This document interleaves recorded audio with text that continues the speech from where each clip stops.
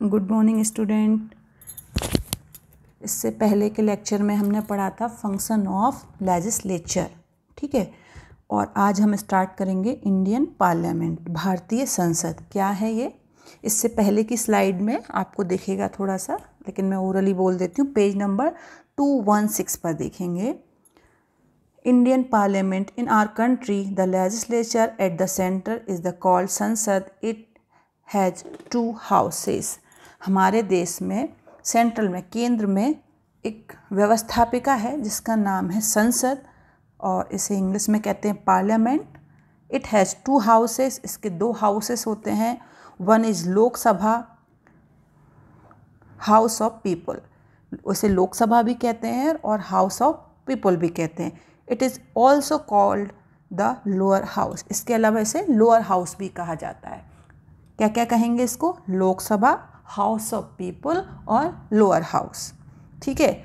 Second is Rajya Sabha, council of state and upper house, ठीक है। It is also called the upper house. All through there are 2 houses of parliament.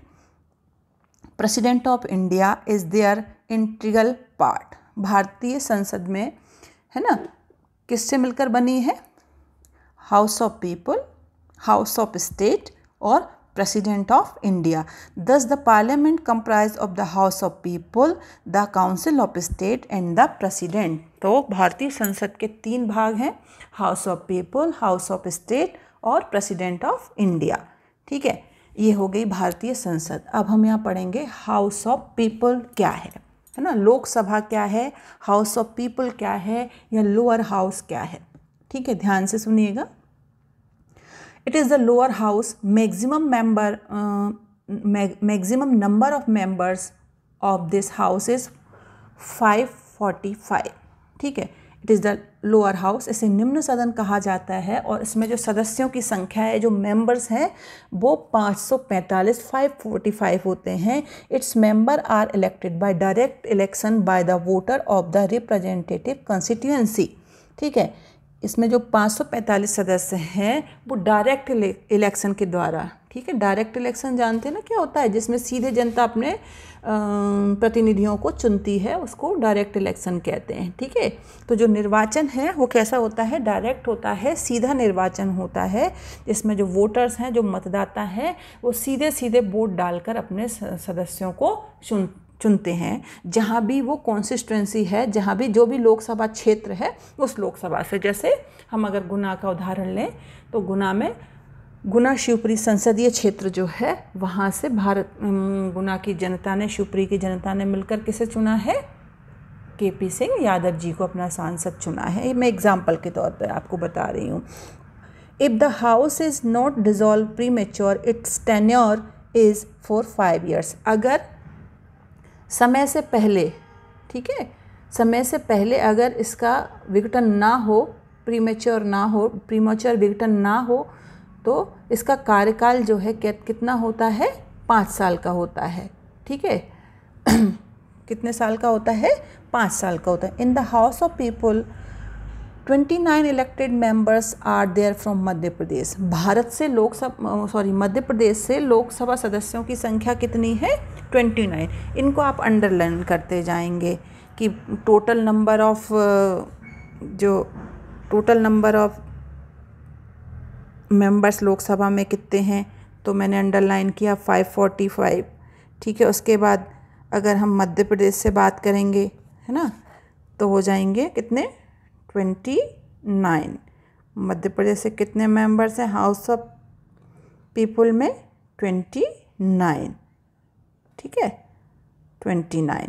और इसका tenure जो है वो होता है 5 year का, ठीक है। इन्हें आप अंडरलाइन कर लीजिए, क्योंकि ये आपसे एग्जाम में ऑब्जेक्टिव टाइप क्वेश्चंस में पूछे जाते हैं कि लोकसभा से कितने मेंबर्स हैं, मध्य प्रदेश से कितने मेंबर्स हैं, लोकसभा का टेन्योर कितना होता है। All these questions. In the House of People, 29 elected members are there from Madhya Pradesh. Any citizen of India who has compacted 18 years of age can vote for the election to the House of People। Bharat का हर वो नागरिक जो 18 साल की उम्र पूरी कर चुका है, वो हाउस ऑफ पीपल में जो मेंबर्स खड़े हुए हैं इलेक्शन के लिए उनको वोट कर सकता है, वोट डाल सकता है। House of people all through the Turner of House of People is for 5 years. जो हाउस ऑफ पीपल का जो कार्यकाल मैंने बताया, जो टेन्योर बताया, वो 5 ईयर्स का होता है। The president may on the advice of the prime minister dissolve the house before 5 years। लेकिन अगर prime minister president of India को कहते हैं कि इसको डिज़ोल्व कर दिया जाए, इसको भंग कर दिया जाए, तो जो प्रेसिडेंट है वो 5 साल से पहले भी हाउस ऑफ पीपल को डिज़ोल्व कर सकते हैं, भंग कर सकते हैं। The officer of House of People are speaker and deputy speaker. इसमें 2 ऑफिसर्स काम करते हैं, ठीक है। कौन कौन काम करते हैं? एक जो पदाधिकारी हैं, जो ऑफिसर्स हैं, वो 2 होते हैं। एक होते हैं स्पीकर और दूसरे होते हैं डिप्टी स्पीकर, अध्यक्ष और उपाध्यक्ष, है ना।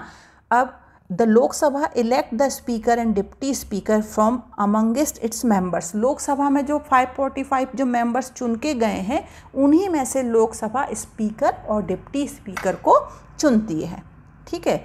Following are the function. अब ये तो अभी इतना ही रहने दीजिए। अब मैं बता दूं कि लोकसभा का सदस्य चुने जाने के लिए या लोकसभा के चुनाव में खड़े होने के लिए किसी भी व्यक्ति में कौन कौन सी क्वालिफिकेशंस या योग्यताएं होनी चाहिए। तो ध्यान से सुनिए, रेड बॉक्स में दी गई हैं। ये भी आपको एग्ज़ाम में पूछी जाती है। Qualification of member of the house of people या लोकसभा और lower house. Should be, first is should be he she, वह should be citizen of India, वह भारत का नागरिक हो, पहली शर्त ये है। दूसरा, शुड बी 25 ईयर्स और मोर, वह 25 वर्ष या उससे अधिक आयु का हो। तीसरा, should not be on any office of profit in the central और स्टेट गवर्नमेंट, वह केंद्र और राज्य के अधीन किसी भी लाभ के पद पर ना हो। लाभ के पद से आशय है जैसे वो किसी नौकरी में है, चाहे वो सेंट्रल गवर्नमेंट में नौकरी में है या स्टेट गवर्नमेंट में नौकरी में है, तो ये लाभ का पद कहलाएगा। तो उसको लोकसभा के लिए चुनाव लड़ने के लिए पहले उसे वहाँ से अपना रेजिग्नेशन देना पड़ेगा, वो लाभ का पद है। उसके बाद ही वो लोकसभा के चुनाव में उम्मीदवार के तौर पर खड़ा हो सकता है, ठीक है। सो should not be on any office of profit in the central or state government, is not declared insane or insolvent by any competent court of law। उसे किसी भी न्यायालय ने पागल या दिवालिया घोषित ना करा हो, ठीक है। इंसेंस मीन्स पागल, इंसॉल्वेंट में दिवालिया घोषित ना किया हो किसी भी कोर्ट ने भारत की। Has not been declared disqualified to contest election by any law of parliament, उसे संसद के किसी भी कानून के द्वारा चुनाव लड़ने के लिए अयोग्य घोषित ना किया गया हो। डिसक्वालिफाइड मीन्स अयोग्य, मतलब संसद ने किसी भी कानून के द्वारा उस व्यक्ति को चुनाव लड़ने के अयोग्य घोषित ना किया हो। इतनी क्वालिफिकेशंस, योग्यताएं होने पर ही कोई भी व्यक्ति संसद पद के लिए चुनाव लड़ सकता है, ठीक है। ये तो हो गया। अब हम पढ़ेंगे, नीचे आएंगे, following are the function of the speaker of House of People. अब अभी हमने पढ़े थे कि 2 पदाधिकारी, 2 ऑफिसर्स होते हैं हाउस ऑफ पीपल में, one is speaker and second is deputy speaker. तो स्पीकर के क्या क्या फंक्शन है वो देखिए। Number 1, to preside over the sitting of the house, सदन की कार्यवाहियों की अध्यक्षता करना। जितनी भी सदन में मीटिंग्स होंगी उनकी अध्यक्षता कौन करेगा? Speaker of the house. Number 2, to conduct business of the house, सदन की कार्यवाही को या जो हाउस में जो भी काम हो रहे हैं उनको संचालित करना। To ensure peace and order in the house, सदन में, हाउस का मतलब है यहाँ सदन में शांति व्यवस्था बनी रहे, इसका उत्तरदायित्व भी किसका होता है? स्पीकर का होता है।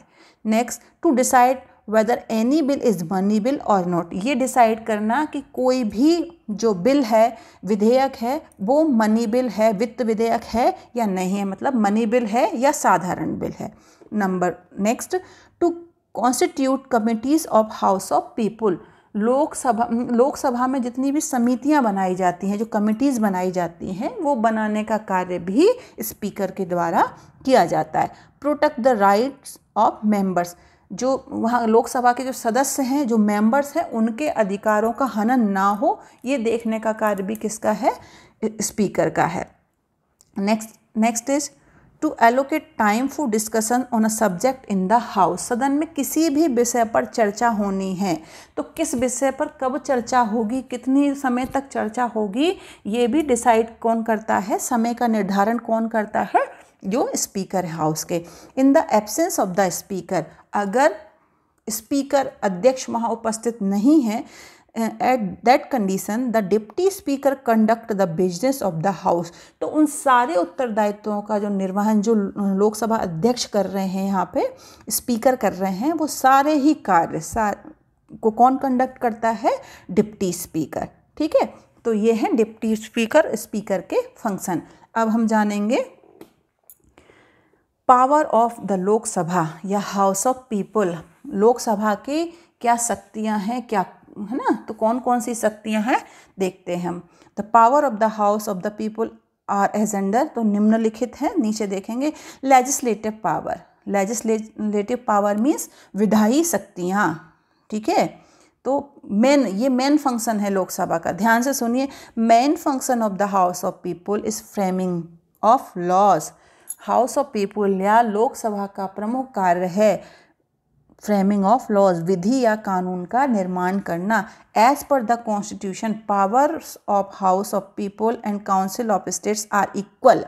देखिए, संविधान के अनुसार हाउस ऑफ पीपल और काउंसिल ऑफ स्टेट दोनों को ही इक्वल पावर शक्तियाँ दी गई हैं। In respect of framing laws, कानून बनाने के लिए दोनों को ही इक्वल बराबर शक्तियाँ दी हैं। किसने? कॉन्स्टिट्यूशन ने, संविधान में। लेकिन ध्यान से सुनिएगा, but in practice the house of People is more powerful.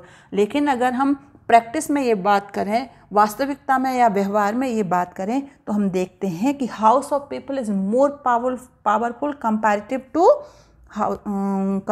To Council of State. Council of State की तुलना में या राज्यसभा की तुलना में लोकसभा ज़्यादा पावर होती है व्यवहारिक तौर पर। लेकिन ध्यान से सुनिए, संविधान ने दोनों को इक्वल पावर दी है, लेकिन व्यवहारिकता में हम देखते हैं कि जो हाउस ऑफ पीपल है वो ज़्यादा पावरफुल है हाउस ऑफ स्टेट से। Generally all important bills are presented only in the house of People. क्यों? क्योंकि ज़्यादातर हम देखते हैं कि जितने भी इम्पॉर्टेंट बिल्स होते हैं, है ना, जितने भी इम्पॉर्टेंट बिल होते हैं वो कहाँ पर आते हैं? जितने भी इम्पॉर्टेंट बिल्स मतलब विधेयक जो होते हैं वो कहाँ? हाउस ऑफ पीपल में ही रखे जाते हैं, इसलिए या प्रस्तुत किए जाते हैं, इसीलिए लोकसभा ज़्यादा पावरफुल है। दूसरा हम देखें फाइनेंशियल मैटर्स पर, फाइनेंशियल पावर देखें तो यहाँ भी एक चीज़ देखने को मिलती है। The constitution has made the house of People powerful so far as financial matter and concern. संविधान ने वित्तीय मामलों में लोकसभा को ज़्यादा शक्तिशाली बनाया है। किसके कंपैरिजन में, किसकी तुलना में है? राज्यसभा की तुलना में। Finance bills are initiated in the house of People only. जो वित्त विधेयक होता है वो केवल और केवल हाउस ऑफ पीपल लोकसभा में ही लाया जाता है। ठीक है, ध्यान से सुनिए, जो फाइनेंस बिल है वो सबसे पहले लोकसभा में ही लाया जाता है। ठीक है, all through finance bill are send to the Council of State after passing by the house of people. और हाउस ऑफ पीपल में जब ये पास हो जाता है तब इस बिल को हाउस ऑफ स्टेट में भेजा जाता है। और ध्यान से सुनिए, of People but the Council of State have to accord sanction to the finance bills within 14 days. इसका मतलब है, सबसे पहले ध्यान से सुनिए कि जो फाइनेंस से संबंधित जो बिल है भेजा कहाँ जाएगा? लोकसभा में, हाउस ऑफ पीपल में। वहाँ पर ये पास होने के बाद भेजा जाएगा कहाँ? हाउस ऑफ स्टेट में। लेकिन एक चीज़ और है यहाँ पर, भेजे जाने के 14 दिन के अंदर विद इन 14 डेज जो हाउस ऑफ स्टेट है उसे इसको स्वीकृति के साथ लोकसभा में वापस भेजना होगा। उसके पास केवल 14 दिन होते हैं इसे पास करने के लिए। अगर 14 दिन के अंदर 14 डेज़ के अंदर हाउस ऑफ स्टेट ने या काउंसिल ऑफ स्टेट ने इसे पास नहीं किया तो ये अपने आप ही इसको पास मान लिया जाएगा, क्योंकि उनको इसमें कोई बदलाव का अधिकार, केवल वो अपने सजेशन दे सकते हैं इसमें, है ना। जो फाइनेंस बिल है उसमें केवल अपने सजेशन दे सकते हैं, मानना है और नहीं मानना है ये हाउस ऑफ पीपल पर डिपेंड करता है। तो हाउस ऑफ स्टेट के पास या काउंसिल ऑफ स्टेट के पास ये बिल जाएगा, वो अपने सजेशन देंगे, हाउस ऑफ पीपल माने ना माने ये हाउस ऑफ पीपल पर डिपेंड करता है। लेकिन 14 डेज़, केवल 14 दिन उन्हें अपने पास रखने का अधिकार है और 14 दिन के बाद इसको लौटाना ही होता है। अगर नहीं लौटाते हैं तो उसे स्वतः ही पास हाउस ऑफ स्टेट से या काउंसिल ऑफ स्टेट से पास मान लिया जाएगा। ठीक है। नेक्स्ट है कंट्रोल ओवर द एग्जीक्यूटिव, है ना। अब कार्यपालिका पे कैसे नियंत्रण रखते हैं ये देखिए। According to the constitution the Council of Minister is responsible to the house of People. संविधान के अनुसार जो मंत्री समूह होता है या मंत्री परिषद या मंत्रिमंडल जो होता है वो हाउस ऑफ पीपल के लिए रिस्पॉन्सिबल होता है, सारी जिम्मेदारियों का निर्वहन करना। The Council of ministers can be function till it's enjoy the confidence of the house of people। House जो मंत्रिमंडल है तभी तक बना रह सकता है या तभी तक क्रियाशील रह सकता है जब तक लोकसभा में उसको विश्वास मिला हुआ है। कॉन्फिडेंस, ध्यान से सुनिए, confidence, enjoy the confidence of the house of people, तभी तक बना रह सकता है जब तक कि उसको हाउस ऑफ पीपल में विश्वास मत मिला हुआ है। The member of the house of people exercise control over the government by asking questions in the house. अब लोकसभा के जो सदस्य हैं किस तरीके से मंत्रिमंडल पर अपना शिकंजा कस के रखते हैं, उसके लिए आप समझिए, जब तक जैसे मंत्रियों से, जो मिनिस्टर्स हैं उनसे समय समय पर क्वेश्चंस पूछे जाते हैं कि आप क्या कर रहे हैं, कौन सी जो भी नीति थी उस पर आपने क्या कार्य किया है, कितना पैसा खर्च किया है, कितने लोगों को उसका बेनिफिट मिला है, इस तरीके के क्वेश्चन पूछे जाते हैं। ठीक है। Asking question in the house. Bringing motion of adjourn, स्थगन प्रस्ताव ला करके, एडजर्न मतलब स्थगन प्रस्ताव लाकर, और no confidence in respect of government policies. इसके अलावा अविश्वास प्रस्ताव रखकर भी सरकार की नीतियों पर नियंत्रण रखा जाता है। तो ये है फंक्शन ऑफ लोकसभा में control over the executive. Executive जो होते हैं, जो कार्यपालिका है, उस पर किस तरीके से लोकसभा के सदस्य नियंत्रण रखते हैं वो हमने यहाँ पे जाना है। Amendment in the constitution. ठीक है। अब the house of People Lok Sabha and the Council of state Rajya Sabha together can make amendment in the constitution. Amendment in the constitution मतलब संविधान में संशोधन या बदलाव। तो हाउस ऑफ पीपल और हाउस ऑफ स्टेट मिलकर के संविधान में बदलाव कर सकते हैं। ठीक है। इसके अलावा election of the president and the vice president, है ना। तो राष्ट्रपति और उपराष्ट्रपति का चुनाव किस तरीके से होता है, उसमें इनका क्या फंक्शन है देखिए। The president elected is elected by the members of N electoral college consisting of the elected member of both houses of parliament and the elected member of the legislative assembly of the state। देखिए, एक electoral college होता है, एक समूह होता है जिसमें कौन कौन, जो राष्ट्रपति का चुनाव करता है उसमें कौन कौन लोग शामिल होते हैं, ध्यान से सुनिए।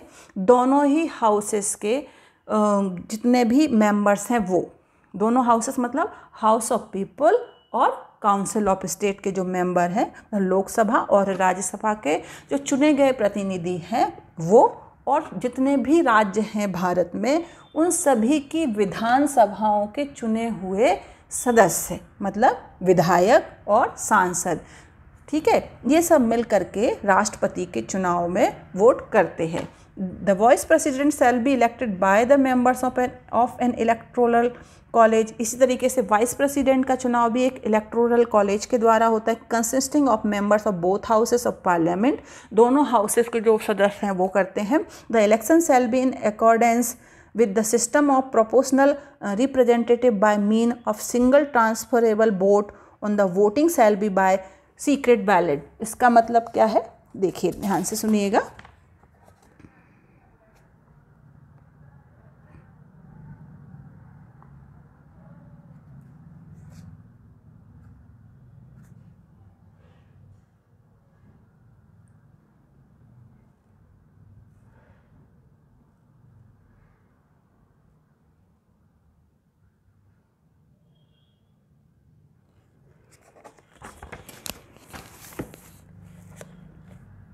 दोनों ही वाइस प्रेसिडेंट का कैसे होता है चुनाव, दोनों ही हाउसेस के मेंबर्स जो होते हैं वो इनका चुनाव करते हैं उपराष्ट्रपति जी का, और एक रेशियो में प्रोपोर्शनल रिप्रेजेंटेशन होता है सभी का, है ना, अनुपातिक प्रतिनिधित्व पद्धति जिसे बोलते हैं। और इसमें एक व्यक्ति एक वोट दे एक सदस्य एक वोट दे सकता है, और जो भी जो वैलेट जो चुनाव है, जो वोटिंग की प्रोसेस है, वो सीक्रेट वॉलेट के आधार पर, सीक्रेट बैलेट के आधार पर की जाती है। ठीक है।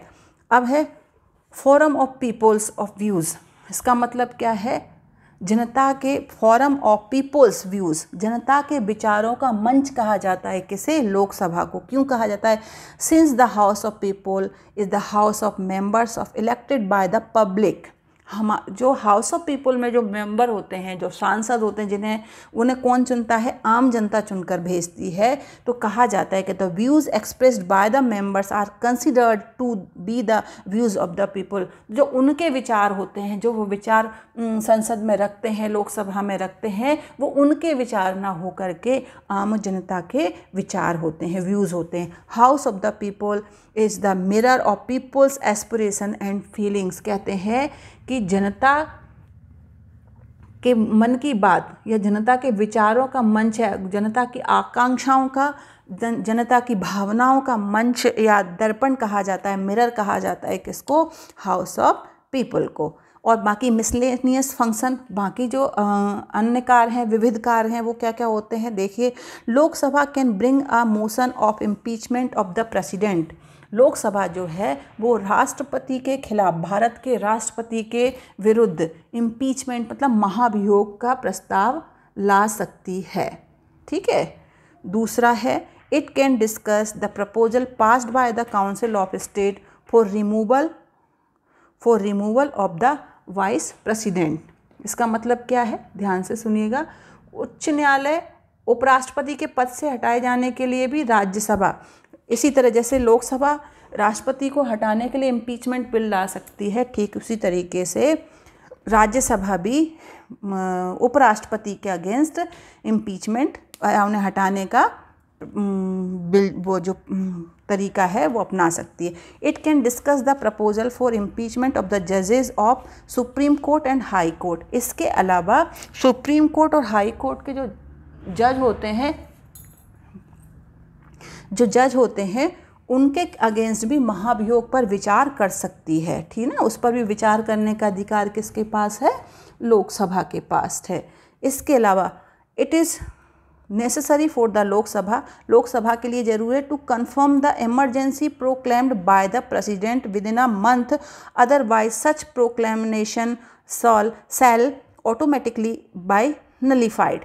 इसका मतलब है कि जो प्रेसिडेंट ऑफ इंडिया जो हैं, जो भारत में किसी भी आपात स्थिति की घोषणा करते हैं, तो ये ज़रूरी है कि वो घोषणा होने के बाद लोकसभा में उस घोषणा होने के 1 महीने के अंदर, ठीक है, वो घोषणा होने के 1 महीने के अंदर लोकसभा द्वारा उसे अनिवार्य कर दिया जाए कि जो हमारे राष्ट्रपति जी ने जो संकटकालीन या आपातकाल की जो घोषणा की है उसकी पुष्टि कर दी जाए, एक तरीके से उसे मान लिया जाए कितने दिन के अंदर, 1 महीने के अंदर। अगर ऐसा नहीं किया जाता है तो ऐसी घोषणा जो है स्वतः ही रद्द हो जाएगी, समाप्त हो जाएगी। आपातकाल की इनकी जो भी घोषणा की है राष्ट्रपति जी ने, स्वतः ही रद्द या खत्म हो जाएगी, फिर उसे नहीं माना जाएगा। ठीक है, आज हमने पढ़ा है फंक्शन ऑफ लोकसभा या हाउस ऑफ पीपल या लोअर हाउस। नेक्स्ट टॉपिक हम पढ़ेंगे function of council of State. Council of state क्या है, कैसे बनती है, क्या क्या उसके पावर्स हैं, नेक्स्ट स्लाइड में हम उसको पढ़ेंगे।